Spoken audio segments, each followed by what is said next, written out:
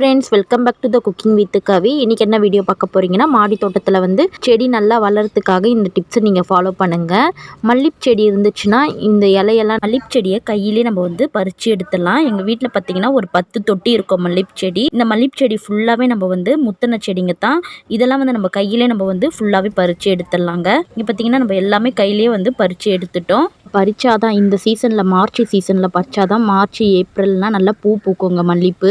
மல்லிப்பலையை வந்து நம்ம வேஸ்ட் பண்ணாமல் எல்லா தொட்டிங்களுக்கும் நம்ம போட்டுடலாம். ஏன்னா இது ஒரு உரமாகவும் மாறிடும். மழை சீசன்னா கூட நம்மளுக்கு மண் வந்து ஈரப்பதம் இருக்கும். இப்போ வந்து வெயில் சீசன்னால மண் வந்து ஈரப்பதம் இருக்காது.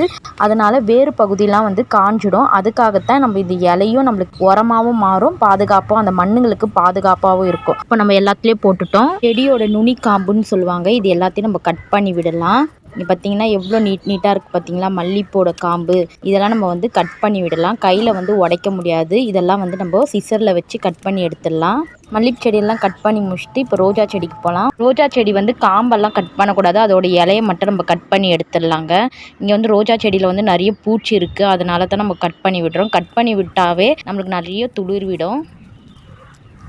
சரி, தொட்டியில் வந்து வேஸ்ட்டு செடிங்கள்லாம் இருக்கும். இதெல்லாம் வந்து நம்ம எடுத்துடலாம். ஏன்னா இது பெருசாகிடுச்சுன்னா ரோஜா செடியோட ஸ்ட்ரென்த் எல்லாத்தையும் வந்து இந்த செடி வாங்கிக்கும். அப்போ வந்து ரோஜா செடியோட வந்து அதோட ஸ்ட்ரென்த் எல்லாமே கம்மியாயிடுங்க. மற்ற செடிங்கள்லாம் வளர விடாதீங்க. தொட்டியில் இருந்துச்சுன்னா குட்டி குட்டியாக செடி இருந்துச்சுன்னா அது எல்லாத்தையும் நம்ம வந்து எடுத்துடலாம்.